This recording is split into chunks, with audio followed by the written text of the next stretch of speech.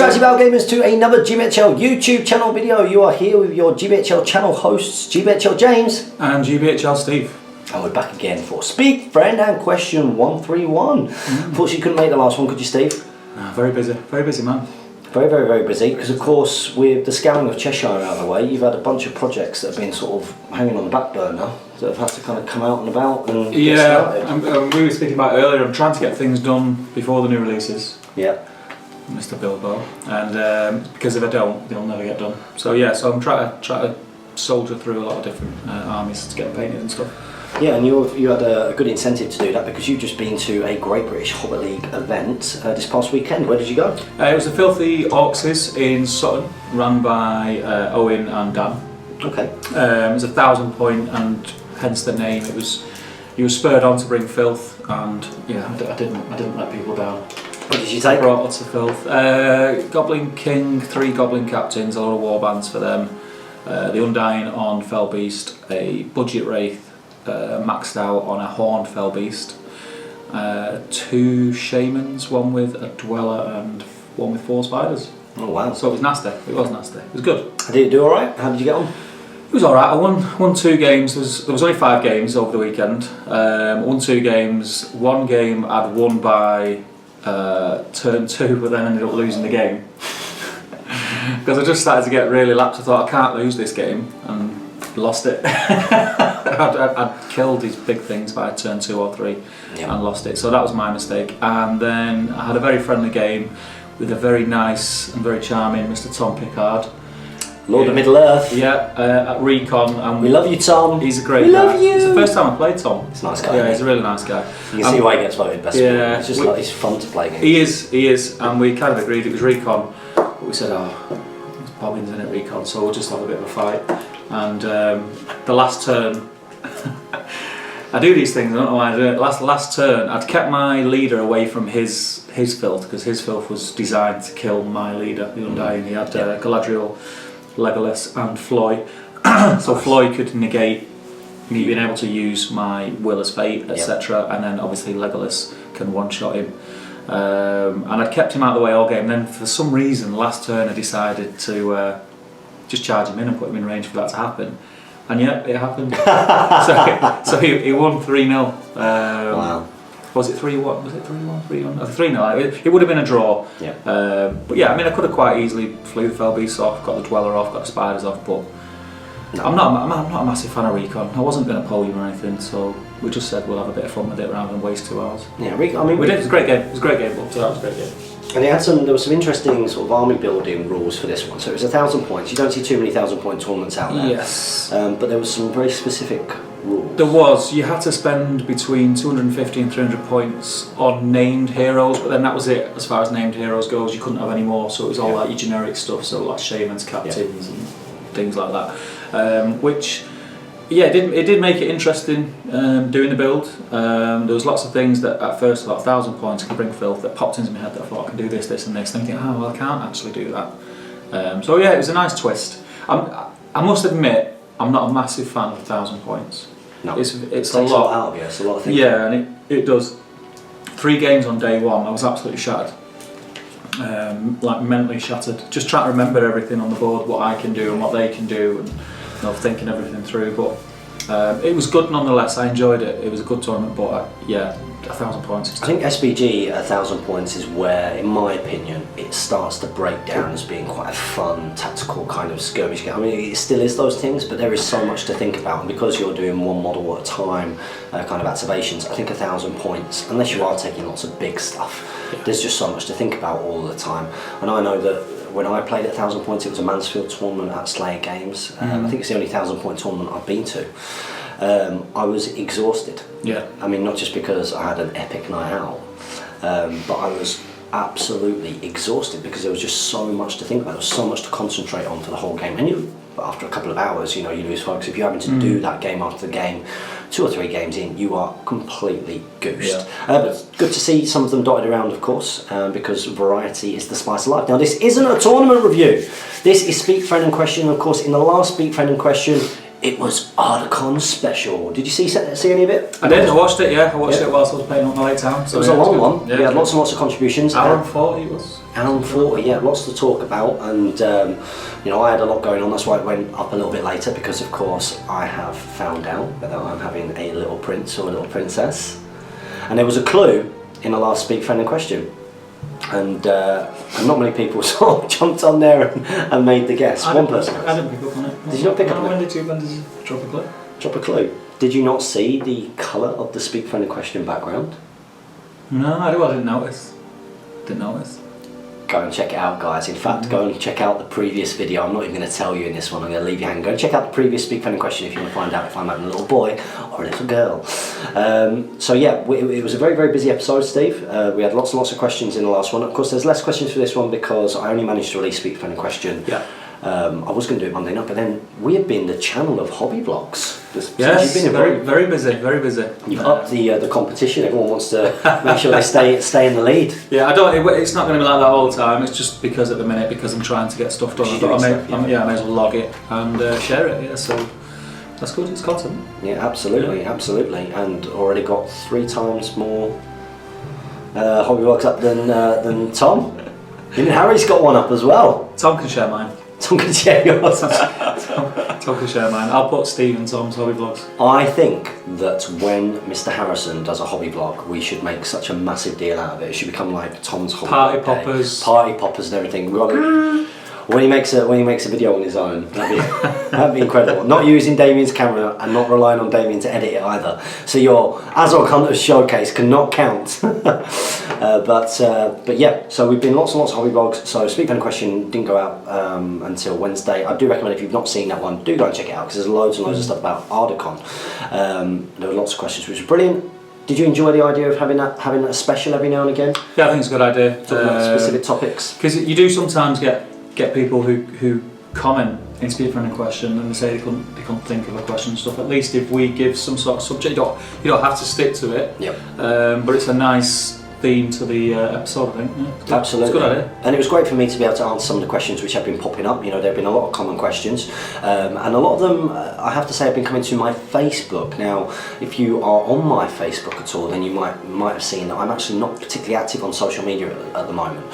So the best way, if you've got questions about Ardacon, the best places to put them is to actually email hotgatesgaming@gmail.com. And in fact, I'm going to start off this Speak Friendly question with a couple of questions that have started to come through, specifically to do with proxies and conversions and the like at Ardacon, and third-party miniatures as well. And of course, we are all aware that in the game of SBG there are some profiles that unfortunately we don't have models for. Which, sad face. As a Sons of Our user, I belonged for Sons of Our on foot, and of course, when it seemed that Games Workshop were going to be sort of taking a step away from that, then hobbyists just like us decided that they would try and fill that gap. Now hopefully, with a renewed interest from Games Workshop, it means that we will see all of those miniatures. Fingers crossed, because I'm sure that they would do a great job. But for the tournament, so for those guys who have contacted me about direct proxies, the best thing to do is to always check, email hotgatesgaming@gmail.com, and always check to see what is going to be allowed and what isn't. Now, direct third-party miniatures which completely kind of target that area, unfortunately, as cool as they are, some of them are pretty cool, and certainly would have saved me the problem of buying 15 Rohan captains holding Dead Orc with axe. Would certainly have saved all those problems. Unfortunately, those kind of third-party miniatures for the official tournaments, we're not going to be using. Of course, we've got some Forge World involvement and Games Workshop involvement in the event. That doesn't mean that you can't go and use them in your friendly games, of course, but we're not going to do that. So what I suggest you do, if you use them as a basis to do conversion work, and there's some level of hobbying there, or using historical miniatures and doing some conversion work, or even doing special paint schemes on Warriors of Rohan with axes and modifying the shields, and just doing little bits of effort, that's kind of going to be the way to go. Exactly the same with things like Citadel Guard on horses and the like. Yeah. So that's just a very sort of quick, clear, initial Ardacon related Speak Friendly, because I've started getting those questions, and I know that it makes it a little bit more awkward for some of you, but of course that is going to be the line that we've always taken with Desolation of Stockport. in the tournaments that I've been running. I'm going to continue to do that at Ardacon as well. So thank you to anybody who's got those questions in. But for the real speed friendly question, who have we got first? It's our friend the Norwegian Viking, Andreas. That's an axe, by the way. Bottle of water axe. Bottle of water axe. Do you want me to read it out? So Andreas says, don't worry about the magic for me, James. Helping to get the event ready for you and seeing you succeed is more than enough reward for helping you some hours on Thursday/Friday. Anything you need from when I arrive, you got it. And that's why you get giant, big man hugs. And if we were Vikings... And free steaks. Free steaks. Yeah. Free steaks. Well, that's great, and you know what, Andreas? I really, really, really do appreciate that, buddy. And you're not the only person, and it's a sign of what a good group of people we've got involved in the hobby. That some people, even as much money as some of you are spending to travel over here, to get the hotel rooms, to participate in the event and the tournament, and all the costs behind that. That some of you actually are going, it's going above and beyond and saying, look, we want to help you make this a success, and you guys inspire and motivate me. So I will do my best as much as I can on my own, but I may ask for help. Yeah. You'll be helping. I'll be helping. You'll be helping. Yeah. Steve doesn't have a choice. That's why I got a t-shirt. There's no reason to give me a free t-shirt. Jane has stolen my polo. It was on top of the clean washing before, and I've just been looking around for about 10 minutes, haven't I? Just wash the windows with it, I think. I think she's taking me to work. She's like, he's not filming today, there's no way I'm going to let him film today, I'm going to take his top. But thank you very much for that, Andreas, really appreciate the offer as well. And just another shout out, if anybody is staying up in Manchester or around in Manchester from the Wednesday onwards, Andreas is looking for someone to bunk with before he goes to the big expensive sort of Mercure hotel. That's another question I've been getting about Ardacon, about hotel discounts. We do get discounts. All you need to do is ring the Manchester Mercure Piccadilly Hotel and say Ardacon 16, and you save about £45 per person per night. How many rooms have you sort of allocated for? Do you know? Or? Yeah, initially we had sort of 40 rooms allocated at a discount, and I don't think they're quite there. Right, I don't think they're quite there. Because a lot of people are staying in other hotels. Now do remember that the Manchester Mercure Piccadilly is in the city centre. It's directly in the middle. And it's great if you do get the opportunity to stay there, but it is a city centre sort of... You're paying city centre prices for city centre hotel. One thing I'd suggest, which I spoke to a couple of people who are going to Ardacon previously, and I said if you look for any of the tram routes into Manchester, which they all go to Piccadilly Gardens, so they all end in Piccadilly Gardens or go through Piccadilly Gardens. If you go on Google and look at them tram routes and see the areas they go through, and you can find a hotel near one of the tram stops, you're laughing. So if you want to do it on a budget, that's a good way to go. Now, do bear in mind, of course, there will be last trams back, and there tends to be sort of after midnight. That's the issue. Yeah. So the issue that you're going to have is that on the Friday, Saturday, and Sunday, because remember, the Middle Earth team are going to be running a quiz after Chaos in Arda on the Friday evening. They really want to contribute to this event. They want to make it happen and work and make it cool. And there's going to be spoilers and all kinds of fun stuff in there. Some really cheeky little ideas. I've been speaking to Mr. J. Clare, and that looks like it's going to be great. But of course, that means that you're not going to be leaving that hotel until maybe 2 in the morning. I'm staying over.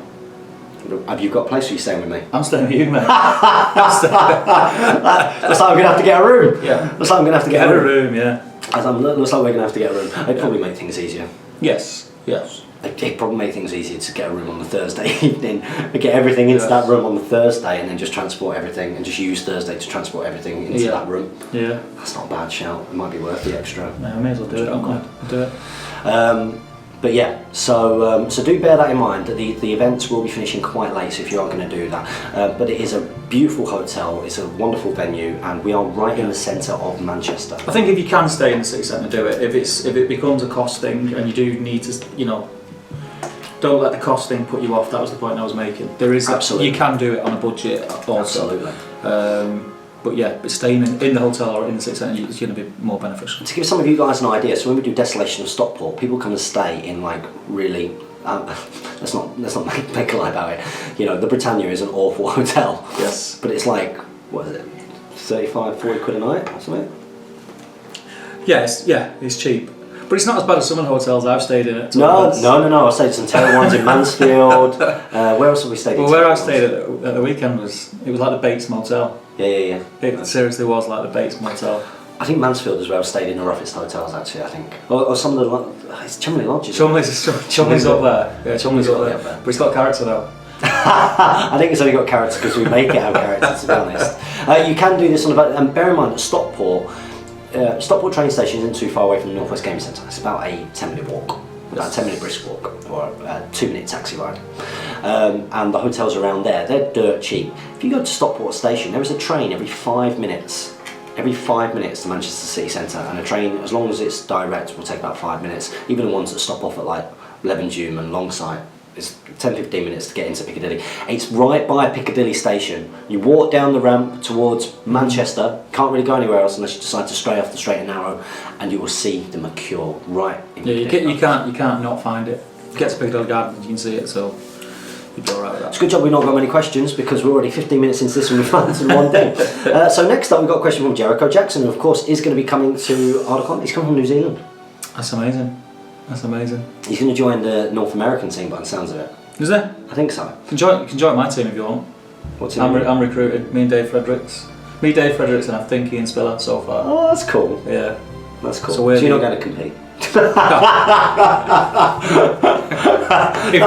they were, they're not now because I'm on this. I'm only saying that because when there was originally going to be like a Manchester team, wasn't it? Like Harry, you. Oh yeah, Harry and Jamie ditched ditched us. For this Wanderers in the Wild. Dropped me like a bad smell. Yeah, it was terrible.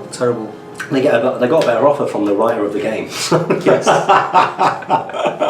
He didn't compete in that category. That's true. But can you build a burnt Rohan house? Ooh, there we go, Mr. Trope. Can you do it? Let us know in the comments below. So Jericho Jackson, he put, what are your thoughts on the European Team Championship thing? It seems like the people behind it are trying to establish something similar to Ardicon. Wouldn't it benefit most people if the two combined? Well, in all honesty, I don't actually know too much about this European Team Championship thing. It's something which is, no one has spoken to me about at any point. I know that there was a video up on the channel. I didn't watch it. That's not being rude, but I haven't watched it. I've been busy. So I don't really know too much about it. I saw a Facebook, again, I'm not really on social media, I saw a Facebook post go up that it sounds like it's trying to do sort of the World Team Championship thing that I'm doing, but they're trying to sort of market it as being more competitive, and that there's a select group of players from each thing. There's not loads of details, because as far as I'm aware, through having conversations with people that are involved in it. Who's doing it? I think Owen Wright and Sam Jeffries are organising the British, or English should I say, team. I think Dan Entwistle, something to do with the overall organising of it. Mm-hmm. What conversations I've sort of partly been involved in and overheard. I don't think everything's finalised, so I don't think everything's out. But yeah, I think you're right. It's more that's a competition. Mm-hmm. That it seems, because it's picking the most competitive players from each country or faction or whatever, and they're going to taking it down. Yeah, so it's going to be like, I think teams of 4, and they're going to sort of pit themselves against each other, which is a good idea. I'd be interested to follow it and see how it gets on. But as far as with Ardicon, it's an open ticket. Don't matter how good a player you are, don't matter how fluffy a player you are, doesn't matter how friendly or unfriendly a player you are. It's an open ticket. Everyone can play. Yeah. That's the beauty of it. There's no. Yeah, that's what Ardicon's about. So although it's got the World Team Championship, although we've got that Team Championship element, I've always been, and I'm not saying that kind of event. Well, it kind of is, isn't it? It's the same kind of idea of a Masters. Yeah. So the idea of a Masters would be that if you've got an established league, which remember not all countries have got that kind of mature league yet. Some of them are starting to build up some decent tournaments and the like, but the Great British Hobbit League is, I would say, a mature league now. And if you had several mature leagues, what you could do is, based on the end of year rankings, your top 4 players within that league could then get your top 10 players could then go and play a Masters event, for example. Yeah, because I don't think being in the top 4 doesn't automatically mean that that's the team. Oh, for the ETC. Yes. So how does that work then? That's why they've got like a committee to choose. A committee? Yeah. Who goes on the committee? Who's on the committee? I think that's Owen and Sam. I think. Again, don't quote me on this. This is second-hand information from me. I caught the back end of the conversation, so I don't know. But I think So I mean, it's a difficult one. Who you choose? For me, I won't mention names. I won't put anyone out or big anyone up. But for me, there's two names that would definitely be on it. For me, Ed. And the second 2. J. Clare. Well, for me, they're the two names that would be on it, because they're consistently competing, and there is other people who are consistently competing. Damien O'Byrne. But the second two names I think are very difficult. I think Damien O'Byrne's probably one of the best players in the league. Yeah, Absolutely. yeah, because he doesn't compete as much. Not all the time. Points level is dependent, but he's a very good player. He's a very, very good player. Yeah. He's been doing it a long time. They've got a lot of stuff to iron out as well, because I think another thing I picked up on is in each country they play the game differently. Yeah. So, Absolutely. for instance, I think it was Germany or the Italians. They've taken rules from the old Lord of the Rings rules and kept them, even though they were dropped for the Hobbit, because they liked the way they played. So their tournament play has rules. They've been playing rules as their standard gameplay that we don't play. So obviously they've got to iron out all of them, and there'll be things like that all over. So they've got to iron all that out. It sounds like it's a very, very different thing to what I've been trying to achieve. Totally different. Because the idea with I've always been kind of against the idea of sort of a Masters or an Elite unless it ran within an event itself. Yeah. And that the event, because I like the idea of doing a Masters, but if that Masters was part of a bigger tournament, so what you did is you took the top eight players out, for example, to play each other across those 7 games, effectively almost like a league table, that was then separate from the other event, and that other event still gave 100 league points, and you're effectively giving everybody from places 9 downwards an opportunity to win a 100-point an event, whilst the top 8 players are vying for this Masters Championship. Now I think that is it's the only way that I would ever run a Masters, because I'm not into, especially when the game is still kind of trying to get a momentum, a form of exclusivity. Now I'm not saying that people, when they're thinking of these things, are thinking of it in a kind of like that kind of oh, we're a better kind of thing. But I think that can give that kind of impression sometimes. But who knows? That's my opinion. I don't know. I think. But it sounds very different from our. I think now's the right time to do it. I think any earlier than now it wouldn't have worked. It would have had that sort of exclusivity and sort of segregating people. I think because the hobby is doing as well as it's doing, I think it's all right. I mean, I'll follow it. I'll be interested to follow it. But yeah, it's not for me. It's a secondary. Good luck to those guys. Yeah. You know, the conversations in terms of merging with Ardacon. Well, no one's spoken to me about this at all. So that's not going to happen. I don't think it could. No, I wouldn't. By the sounds of what it is, that's not what the World Team Champion. I like the idea that it is an open event that anybody can come down. And, you know, if you want to bring a competitive team to try and win it, then you can do. Yeah, and I'll just beat you. So you know, as far as I'm concerned, World Team Championships is this October, and the only place to get that is Ardacon. Thanks very much for that, Jericho. Look forward to you travelling over. Oh wow! Look at this. What? Forgot what's his name again? That guy from Gilball Inform. I forget his name. Mr. Finnegan. I love you, Finnegan. How are you doing, buddy? You alright? Mr. Finnegan. Okay, Jay says, dearest GBHL Jimbo and GBHL Cool Steve. Question, as I haven't played in an age after suffering burnout a little, I'm itching to throw some dice and play SBG again. Come over! He's put, but we've been competitive with being competitive being the last thing that he thinks about. I'm challenging you both to come up with my new army list, fluff and fun rules. I've been thinking about Pure Gondor, All Mounted Knights with Boromir and Faramir maybe. Let's see what you've got. See you both soon, hopefully, Jay. I've actually had a short, brief conversation because I've been pestering him.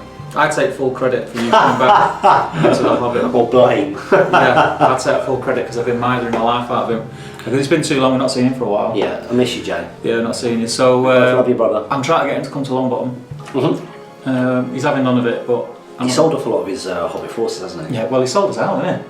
He went down that Guild Ball route.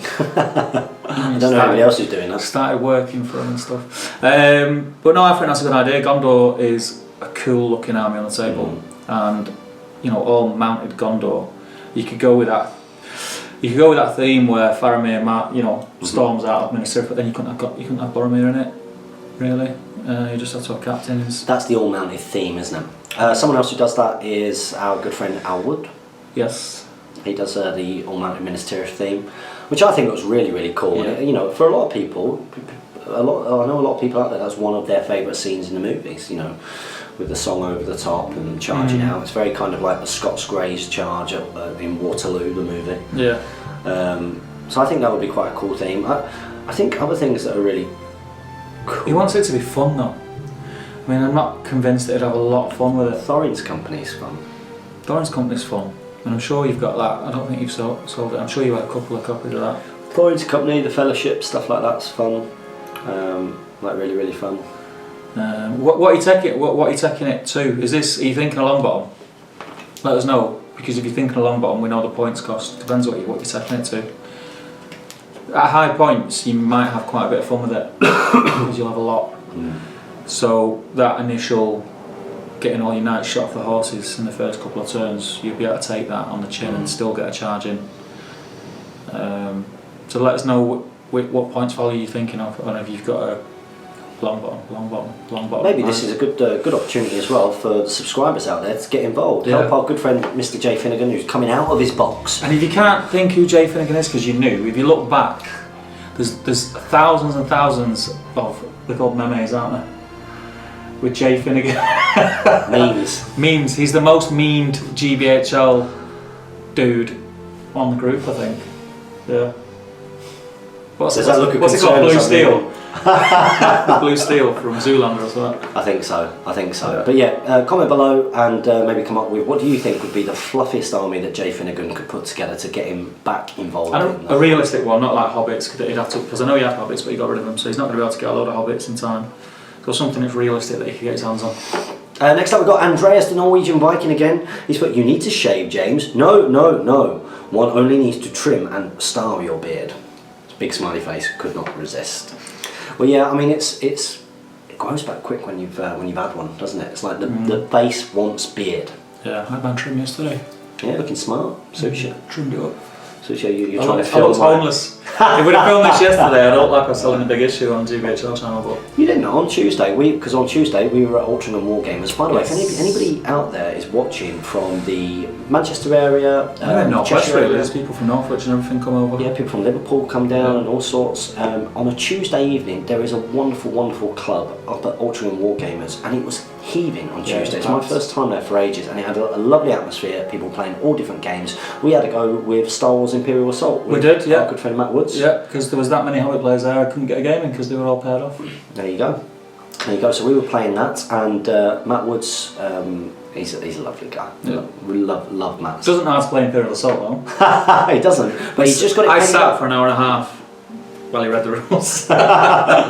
Well, is that how long you were waiting for? Yeah. Wow, that's proper James timing, isn't it? He's got his Imperial Assault painted up by James Baldwin, our good friend Murtal, or Yggdrasil Painting Studios. Definitely go and check that dude out. Yeah. Had those painted up and they look really cool. And I'm a Star Wars fan. Are you a Star Wars fan? Yeah, big Star Wars fan, yeah. I love Star Wars. And it was nice to sort of, we went through a couple of missions, didn't we? Yeah, it's quite fun. Yeah, it was. It is a fun game. There's lots of laughing and doing the sounds and voices of Star Wars as you're playing the game.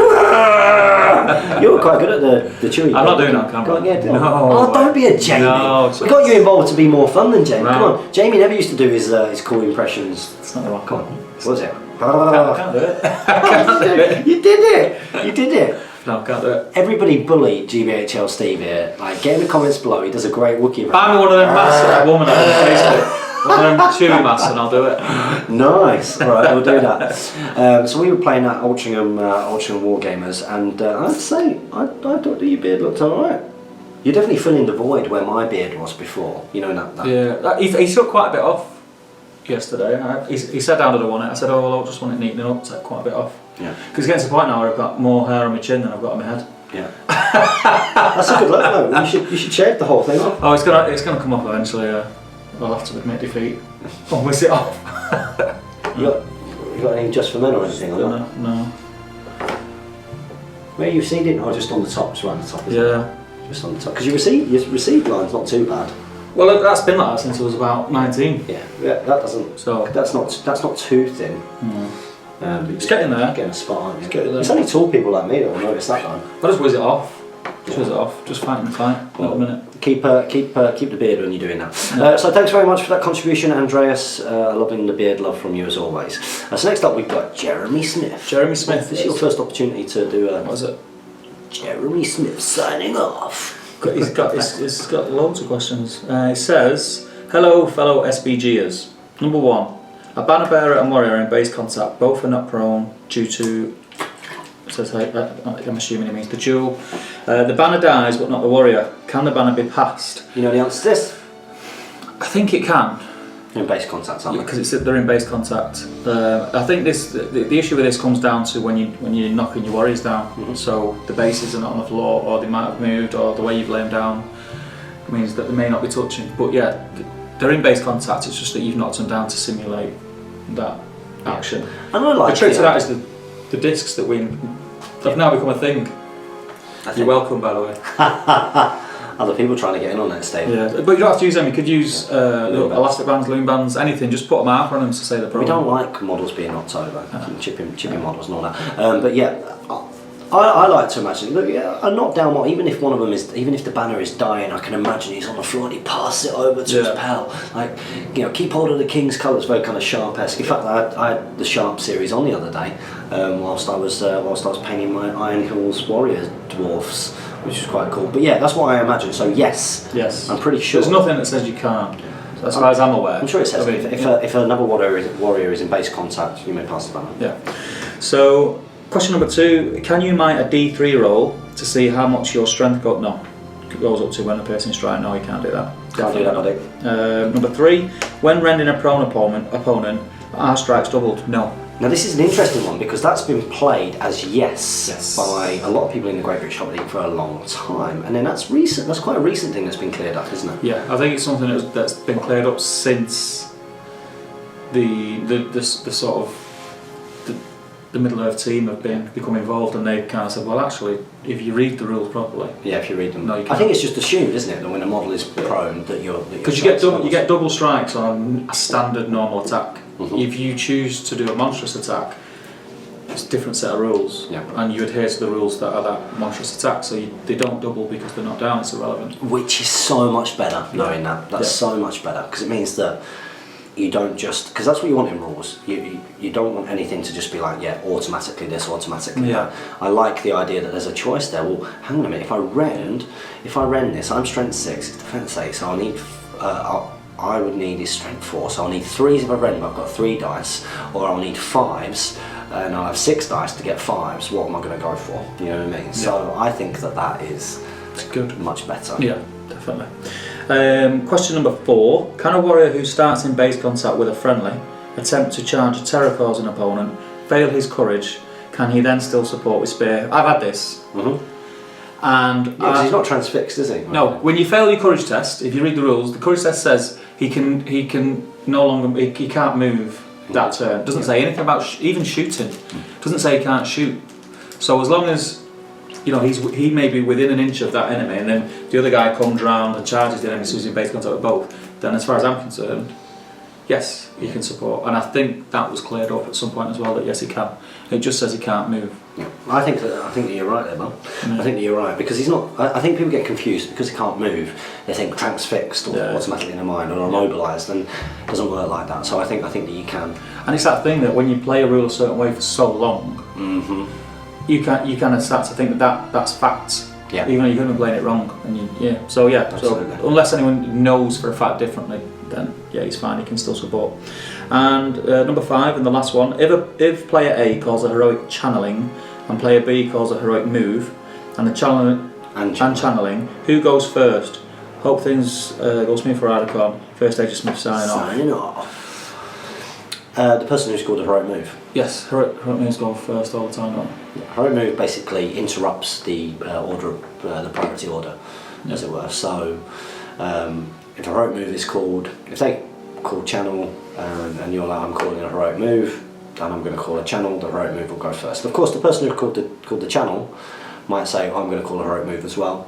Yes. To see who gets to sort of go first. Yes. But yeah, that's the way around. Just because you channel doesn't mean that gets priority over anything else in that turn, whether it be move, whether it be.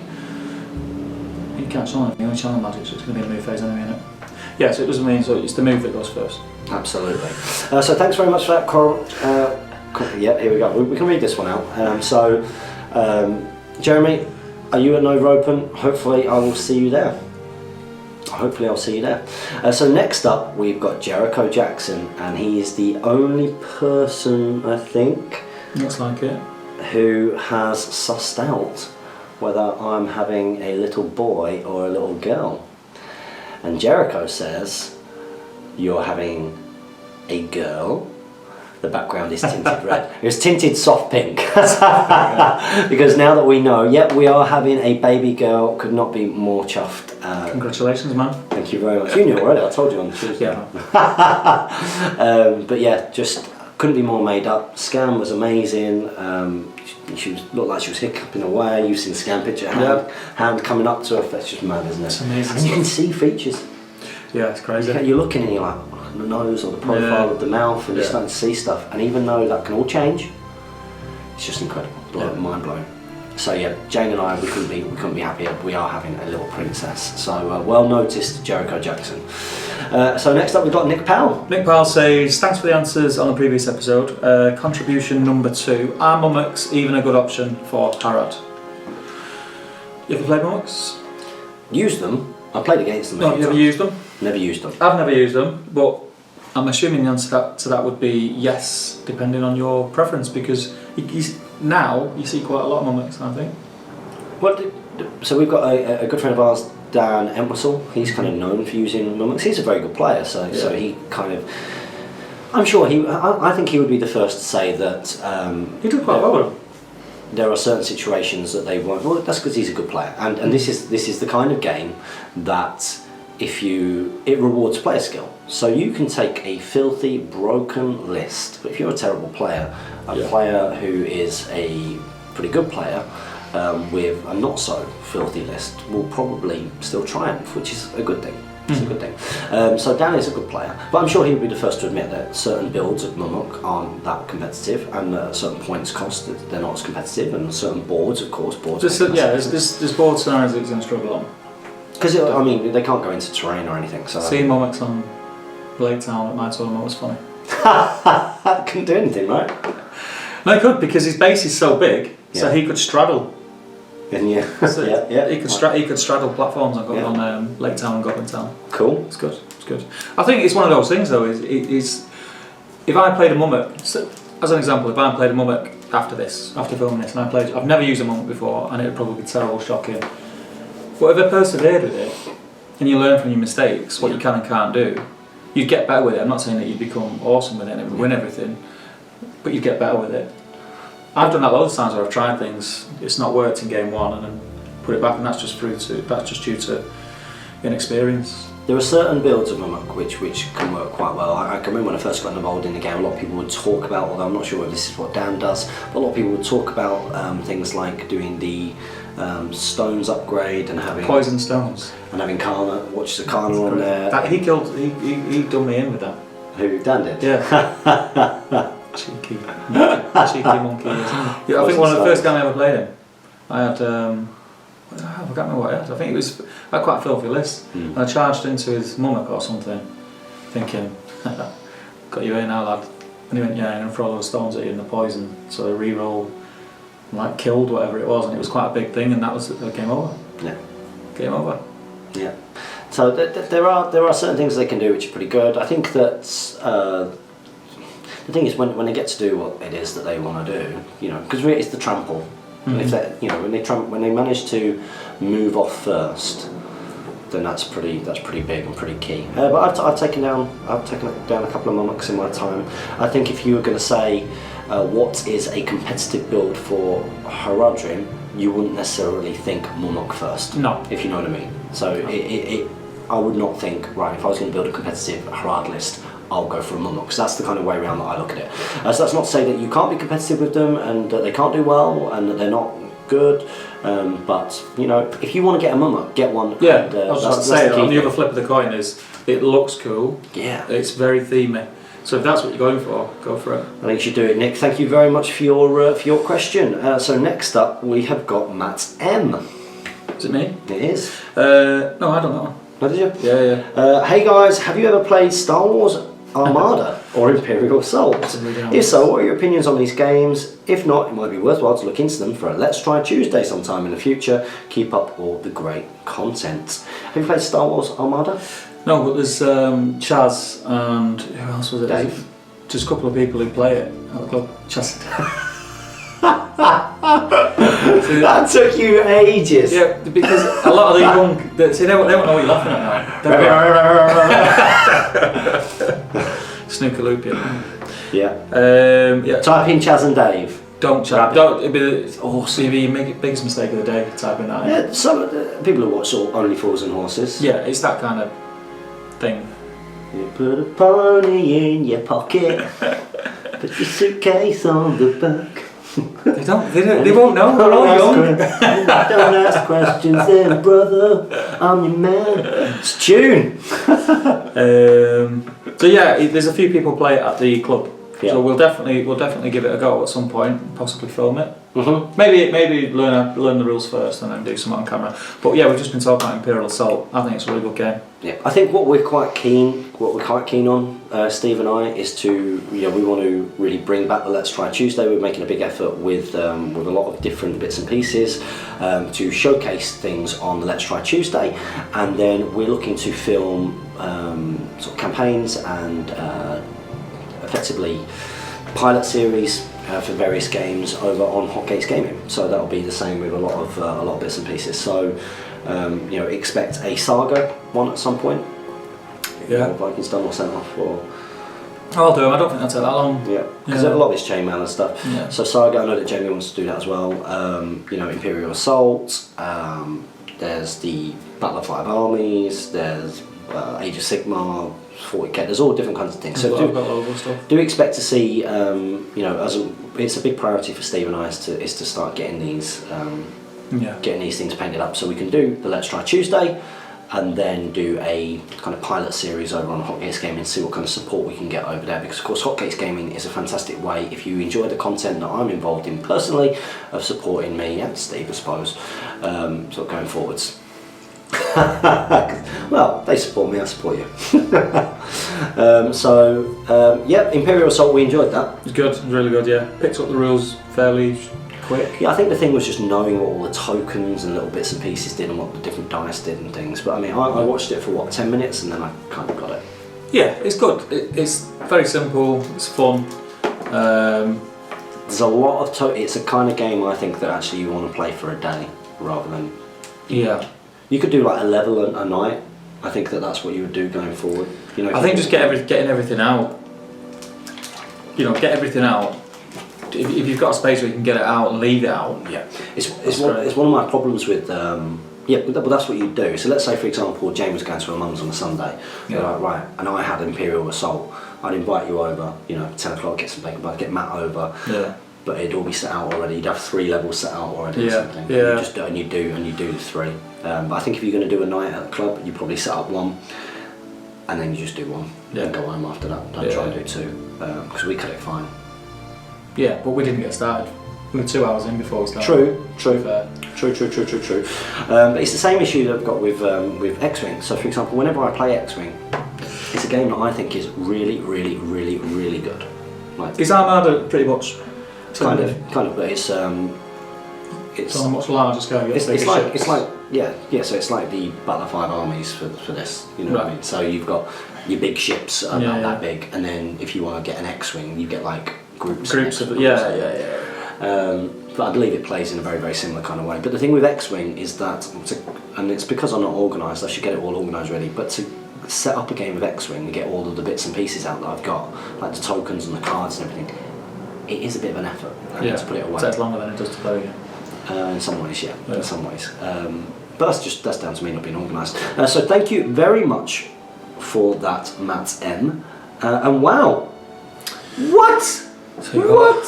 I'm a bit sick of him now. I'm not. Go back to Gilball, mate. Stay, man, stay. It's Gilball Informer, Jay Finnegan. Jay Finnegan again. He says, second question, as I want something long to paint to. Although, no worry about that.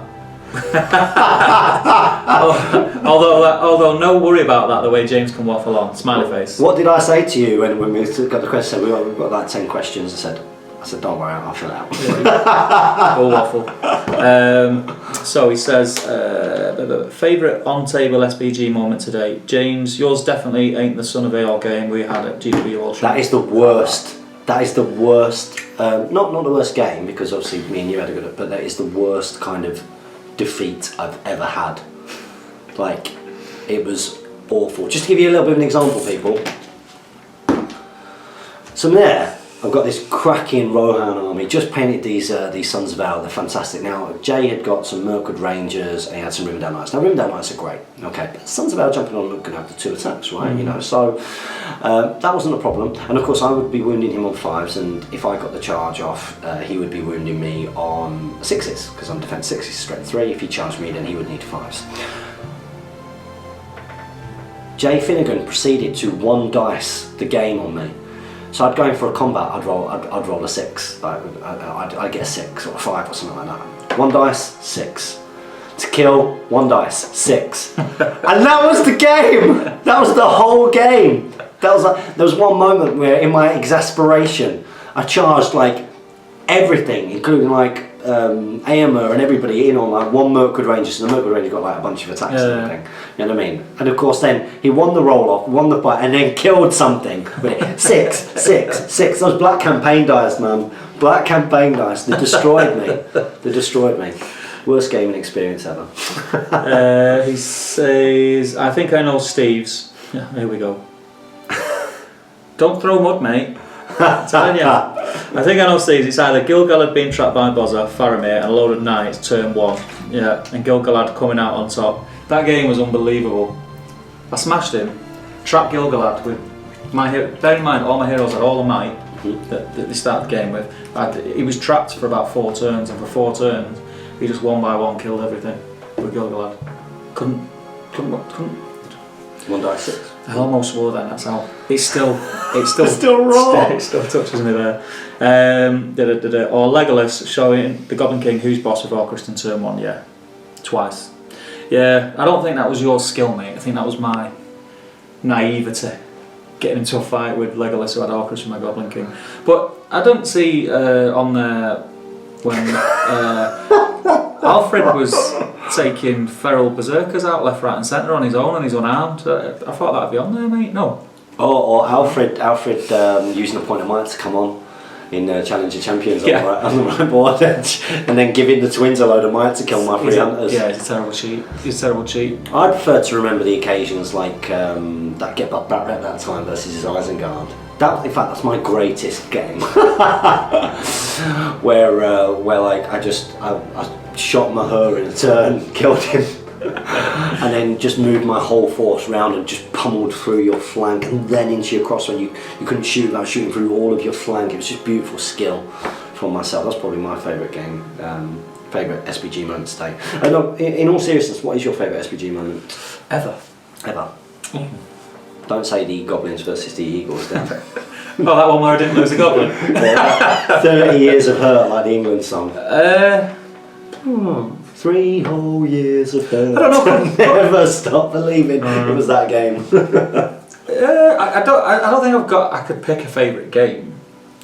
I think a good moment was coming third because it's the only time I podiumed at Mansfield. Oh yeah. Wow. I don't know that favourite game. I don't know. What about you? On table SBG moment. My favourite SBG on table moments. I've had so many now. I always remember that one versus James Braund at Huddersfield at the Malice in Wonderland, and he just smashed me the whole game with Rivendell Knights and Saruman. Yeah. Just absolutely. Did he have Rivendell Knights? No, he had an all-hero force. He had Saruman mounted. He had Arwen. He had twins. From memory, he might have had one other, and he smashed my Rivendell Knights Sons of Ale force that I had combined. I didn't really know much about magic at the time, and magic is good. And then just slowly, I clawed back in, and then it came down to this kind of last dice roll. And he lost, and I had to sort of, if I got the wound, I'd kill him. And it would flip. I'd kill him and break him, and it'd flip the whole game on its head. And there was this sort of one single dice moment where I needed to get the 6, and everybody was watching. I threw it up in the air, I turned around, I couldn't watch. It landed. I heard this gasp. I turned around, and it was the 6. And I've never felt dizzy during a game before. So that's got to be that was up there. That's up there. That's the one that sort of sticks out to me. But I've had lots and lots and lots of good, cool experiences. But yeah. In terms of favourite ever game, that's really tough as well, because it's like, well, what do you want It depends what kind of. I don't know. I think that's tough. I think that's a tough one. Yeah, because I enjoy most games that I play. I enjoyed. There was a game where I used Sauron versus Owen Wright. That's got to be one of my favourite games. That was at the league final last year. I had Sauron, Witch King on horse, and Knight of Umbar on Fellbeast. It was terrible, and we just had this crazy game where Sauron was on the brink because I didn't save the Might for the One Ring Run. But he did it. It was an incredible game. But yeah, interested to hear what are your favourite ever games. Maybe get in the comment section below, let us know, because that's always interesting. It gets good discussion going. So thanks again for your contribution there, Jane. It's great to have you back and speak for any question. Hopefully we get to catch up with our man soon. Yes, fingers crossed. Going to try something this weekend, I think. Absolutely. So the final question is from David Whitaker. He's put, "Sup guys, when some new toys land, what will you be picking up?" You've got two parts for your question, so should we start with that first one? New toys? All the toys. You get all of the toys? All the toys. I think I might get all the toys. All the toys. All the toys. Iron Hills Dwarves look cool. I'm just going to everything, mate. It all looks cool. I'm not really an evil player, so I'm not really. I might get around to those original. No, I'm going to get everything. The way that they've teased us with these, it's marketing genius. They're just building up that desire, to want these things. They learn from me with Arlecon, haven't they? So. No, it's right. It's good. It's good to go and sort of go to these events, get people to go to them for SBG, build up the excitement, not just from the SBG crowd that way, and the leaks because leaks. Games Workshop has had a policy for a long time of not leaking things, but leaking stuff strategically and releasing stuff to particular people and bits of information to particular people is a great way of building community excitement. Yes. Because then although it is frustrating because you want it now.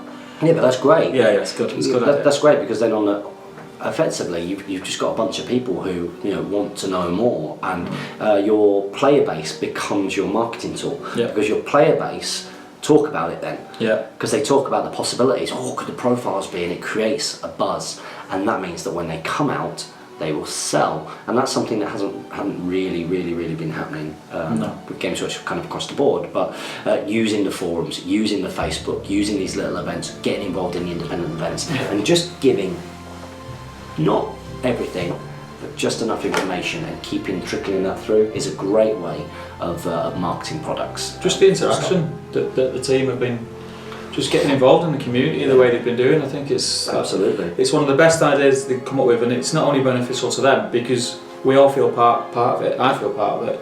I'm sure you guys feel part of it. GBHL's part of it. We're all part of it, and it makes you feel that way. It makes us feel like we're doing something together. Building a relationship, and it's a positive relationship. So yeah, and it's a two-way relationship, and it's recognising that it's one party not just knowing and knowing that of course they rely on the player base, but it's showing that through actual sort of physical means. Yeah. So turning up to events like the Scout. Yeah. Speaking on the Facebook, you don't have to do that. It's a relatively small thing, but doing it makes a massive difference and contributing to the community. Giving tidbits of information that then people feel grateful for. Yeah. Look how many likes a post that even when even if Adam sort of just puts a little comment to something going, I don't know. If someone says, "Oh well, I would like to see like this kind of thing being released," or blah blah blah, and Adam goes on there and goes, "Well, then you won't be disappointed." Next thing you know, 80 likes on that post because it's just keeping. And Andreas has done a video on it.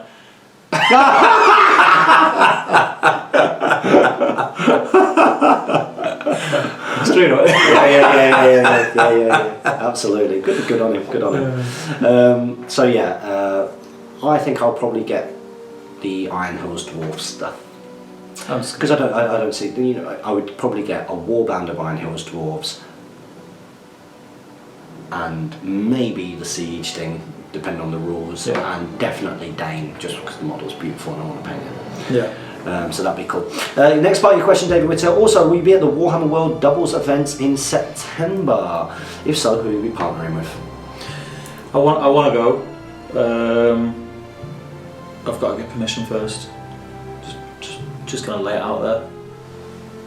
I've got to get permission first. I'm going to Longbottom. Got permission for that. What date is Warhammer World? It's September, isn't it? It's only. It's not far. Just before yours. I think it's late September. I think.